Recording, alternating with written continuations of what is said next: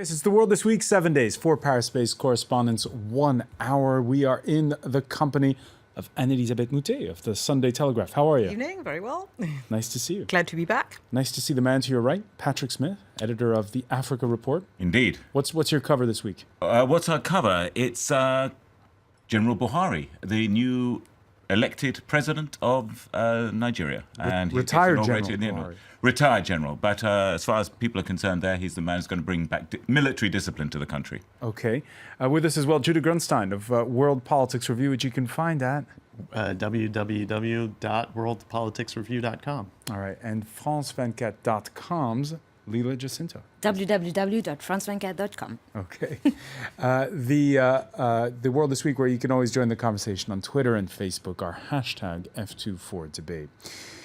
At opposite ends of the world, nations shutting the door to desperate migrants. This Friday, Thai authorities refusing to let in a boatload of 300 Rohingya Muslims fleeing persecution in Burma.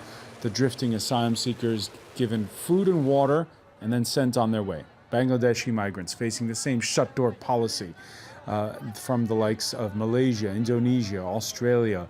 Closer to where we're sitting, no let-up in those trying to cross the Mediterranean at their peril. More than 50,000 since the start of the year. A sizable majority taken in by overwhelmed Italian authorities. This week, the EU sent its foreign policy chief to the UN to ask for the green light to, blow up smugglers' boats. But Federica Mogherini ruled out later an outright invasion of war-torn Libya, which has been the port of departure for many of those boats. Brussels also unveiling a quota plan to share the burden with 20,000 migrants meted out over 2 years among most, but not all, EU nations. Denmark, Ireland, and Britain earning an exception. The UK, whose Home Secretary wants some migrants sent back to Africa. We need to deal with this terrible, callous trade in human beings. And partly that is about the expertise that can help to interdict the criminals and deal with them. And our National Crime Agency is working with Europol. We're offering that expertise as well. But also I think it's important that the criminals aren't able simply to say to people, if you pay us money, we are going to put your lives at risk, but don't worry, you will get to Europe. And that's why it's important that people picked up in the Mediterranean can be taken back to Africa. Back to Africa, and Anne-Elisabeth Moutet. Well, the question is, right now, in those boats that you find in Africa, which have been most of the time organized by, as she said, as Theresa May, the Home Secretary said, by business criminals, not ideologues. They come from everywhere. You find people from the Philippines in those boats. You find people from Southeast Asia. You find people from Kenya. You find people who have nothing to do with the conflict, specifically in Libya and somewhere else. And so there is no end to it. So the idea that you send a message and you work out a policy whereby you send people back at the same time guaranteeing their lives, that's probably the only way to make it stop. Otherwise, it will not stop. Of course, 45% of those, according to the Organization for International Migration, they say are from either Syria or Eritrea. It's Syria, it's very understandable. Eritrea, it's a more interesting question. Again, it's an entirely different conflict. It doesn't have, there's no border from there. And they gravitate to Libya because there's a hole in Libya. There are no authorities in Libya, and therefore you've got the people traffickers who organize everything in Libya because for them it's a land of opportunity, for nobody else. Patrick Smith, send them back to Africa? Well, I think that's a sort of simplistic, knee-jerk type of response we've been seeing a lot of in the British election campaign. I don't think it's going to settle the issue. These are desperate people. I think one of the things people should understand is that most of the people that are trying to get to Europe die long before they even get to the coastline. There is migration routes across Asia and across Africa and across the Middle East, and more people die on those routes than die in the Mediterranean Sea. But I think the European Union, again, is giving mixed signals to these people. The idea that you can run down Mediterranean Sea rescue services, and somehow that's going to deter people in fear of their lives and with no conceivable livelihoods back home from trying to get across is just fallacious. People are not, and I think it's downright barbarous to try to run those services down and believe that's going to stem the problem. Sending them back either, I think, the Conservative Party is grandstanding on this. It won the election, and it's now trying to get tough ahead of the European Union. And by saying it's not going to take its quota, very modest quota, actually, that he was allotted by the European Union this week, to me is all part of that anti-EU campaign, but it's got nothing to do with the realities and the capacity of the country to take these migrants in. Leila Jacinto? The sheer lack of vision in this, treating this as purely a criminal problem, and assuming that the message is somehow going to go back to the villages, the bereft villages of Africa and Asia. No, the messages that people get are the messages that their relatives send them, that whatever it is, life is much better here. So these do not even work as a sort of a block from people attempting this journey. And it is absolutely true. It's completely wrong to think that all sorts of African and Asians are making their way into Europe. No, that's not true. There are very many poor countries that are less poor and less, and the people are less deserving. I mean, to absolutely fail to tackle this issue from the source when you have, a humanitarian disaster that is so embarrassing, not just for Europe, but for Asia as well, is a complete short-sightedness and, this populist politics that's just going on. Europe has an aging population. By 2060, they're going to have what? 2 adults working for every, aging person. Even the demographics and the economics doesn't make sense. This populist politics is just driving this debate crazy. On Twitter, Judah Grunstein, Amelia saying prohibition is counterproductive. Mobility will stop migrant tragedies. Well, I'm not sure that that's true or that I agree with it. What is obviously true is that we've seen this whole era of globalization extend to just about everything except people. So capital and goods can move anywhere in the world and people can't. And I think that part of the problem that we're seeing now is a result of that.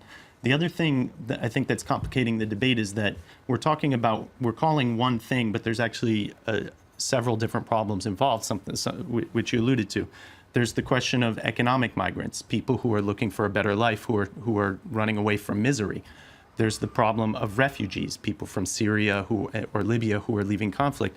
And then there's the problem of asylum seekers, people who are perhaps being politically persecuted in Eritrea. And so we have these 3 motives for leaving the home country and for trying to come to Europe. And I don't think that we can respond to 3 problems with one policy. So there needs to be a little more sophistication and nuance in terms of what we're addressing and how. There's another problem, and this is something that all the good intentions in the world can't fix, which is that there's perhaps not enough means to address the problem. Europe is in a low growth period coming out of a crisis. You're talking about countries like Italy and Greece that have been forced to slash social services for their citizens, let alone people coming in from other countries. So it's very easy and natural to have a very passionate moral response to the problem. And it's very difficult to suggest that we shouldn't come to the rescue of people who are in the middle of the ocean, perhaps drowning. I don't think anyone is suggesting that, and the fact is that that's illegal. There is, if you can help someone in distress at sea, you're legally obliged to. But the question is, what can we really do? And until the debate focuses on the different problems that are involved and also the realistic solutions that Europe can offer, I think we're going to be running around in circles, and there's going to be a lot more heat than light in the debate, and a lot more sort of moral outrage than actual reasonable reflection. All right, so more heat than light. Anisa Mute, your thoughts on the fact that here they set up this quota system for 20,000 asylum seekers over the next 2 years, and these 3 countries, Denmark, Ireland, and Britain, don't have to take part. They refuse to. They decided not to take part. On the other hand, you've got one of the largest numbers of asylum seekers already in Britain, which has the most favourable regime for asylum seekers. And we've seen the example that, for instance, people who'd been convicted and had served their time in prison for terrorism not being allowed to be sent back out of England. You've got people who were involved in grooming gangs who are not allowed to be sent out of England. And because England has got better benefits benefits for most people in terms of refugees, asylum seekers, etc. It's been a magnet for immigration for a long time. Now, you want UKIP to, they already had almost 5 million votes. You want UKIP to pull more votes in the next election in Britain, say that David Cameron is a horrible person and that everybody should be let in. I think it's the same thing in places like Greece, and it's the same thing in places like France. If we do not want to have the reaction of the voters against that, there's an element of realism that's got to go into this. And while all our countries, including Britain, still go for political refugees, and it still is in the law, they still take them in, they can't take all the economic refugees because it's going to be counterproductive in so many different ways. The other thing is, I'd like to quote the Australian solution, which you had people dying on the seas until they decided that they were sending people back or holding people in specific places, and then not a single person has died at sea last year trying to reach Australia. And that also means that in terms of those dramas on the seas that people quite rightfully are horrified by, it's a tough but efficient way of stopping it. Maybe people won't be dying at sea. The problem is that they will be dying where they're leaving from. And what's right now, it seems to be this inflection point where the big threat from instability and misery abroad for the last 15 years has been terrorism. This idea that we have to go and try to solve problems elsewhere to keep them from creating this threat through terrorism. And now we're seeing that, in fact, terrorism, which was a threat, is almost paling compared to the threat of destabilization and of being overwhelmed by the world's problems that's coming from refugees and migrants. This is already the case in Turkey, in Jordan, in all of the countries surrounding Syria. They've been ringing the alarm for 2 years, 3 years now, saying that we have to solve these problems because this is getting to be something that's going to drown us. And now it's happening in Europe. And all of a sudden, the idea is it's becoming more and more clear that, yeah, we do actually have to do something. The question, again, comes down to what can we actually do? A lot of the policies, a lot of the interventions, diplomatic and political, that we've put in place to try and stabilize countries haven't worked. Can I just make a practical offer a practical solution? When this crisis first started, and in the wake of the 2008 financial crisis, all the Western treasuries said we're running out of money, and there was this big push to cut down on tax fraud and tax evasion and so on, which sounds like a sort of small petty issue. In fact, it's huge. The illicit financial flows going around the world amount to trillions of dollars. Every year out of Africa, $50 billion in terms of tax fraud, transfer pricing, deliberate mispricing are getting out of Africa. In Asia, it's even bigger. It's a trillion when you take in China and so on. If we had an international system that clamped down on these illicit earnings, we would go a lot of the way to making conditions better in these countries and then getting a more equitable international system. And it's very interesting that all these right-wing parties that are coming to power in Europe, they're all decided that there's no longer a problem with tax fraud. In fact, they're actually offering to cut tax. Well, they're cutting taxes. They're cutting taxes. There's nothing got to do with tax fraud. Yeah. But the idea that, on the contrary, Europe has been pretty good on appropriating ill-gotten gains, for instance, of African leaders, putting their gains in Switzerland, putting their gains in France. But not good enough places. to be preemptive to stop it in the first place, because some of their companies are benefiting from it. That's my point. No, but it should be. It's Europe has been much better than other continents on that way. There's certainly one of the best incentives. There are perverse incentives all over the place. So European countries that make that make huge amounts of revenue from signing contracts with corrupt officials elsewhere. Mm-hmm. So corporations, or with heads of state. Looks at China and Africa, for instance. Sure. Again, it comes down to this. It comes down to it comes back to this flaw in the globalization trends that money seems to be the last thing that anyone is paying attention, or rather, people can't move and money can move too freely. All right, and that brings us back to one more point, which we broached on a little bit earlier.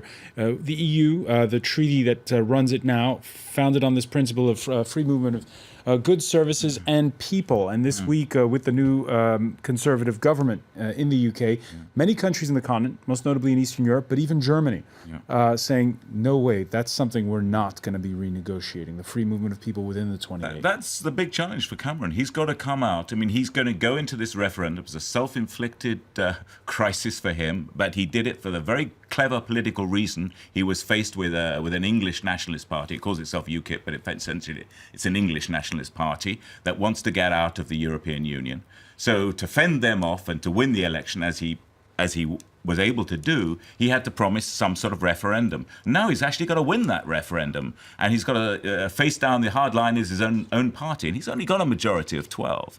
So I think there's a real problem ahead of him. He's got to screw some concessions out of Brussels, and one of those concessions has got to be some sort of crackdown on migrants from Eastern Europe, because that's what he's playing to his base constituency with. I don't think he's going to be able to do it. I don't think that's what he really wants to get out of Brussels. I think what he wants to get out of Brussels is a more fundamental reallocation of what Brussels is accountable for and what Brussels shouldn't. And it's not a specifically British attitude to say Europe has change from the original free trade project into the creeping, the whole sort of ever closer alliance that means that we're going towards federal Europe without actually saying the term, on the one hand, and on the other, the attention to every minute aspect of everyday life. And this is something that politicians in other countries in Europe have been saying. This is why the referendum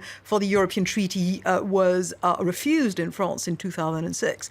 And the idea that Britain says, we understand that there are countries that have found Europe legislation very helpful to make the reforms that they could not do on their own. If you take Italy needed Europe because there was no Italian government capable of making necessary reforms. If you take democracy, some of the Eastern European countries, not all of them, and certainly the post-Frankist Spain and Portugal were helped by Europe into growing into mature democracies. But Britain has had democracy for 1,000 years, and it doesn't need the same intervention in every minute aspect of legislation. But you have other politicians in Europe who've been saying the same thing. Nicolas Sarkozy wrote in Le Point a very interesting piece in which he said that Europe should be centered on its core tasks and not create anti-Europe feeling by dithering on the curvature of the banana or the wattage of a light bulb. All right, we'll be picking up on other points when we come back. Stay with us, including the events in Burundi where a coup has failed. Stay with us. It is The World This Week.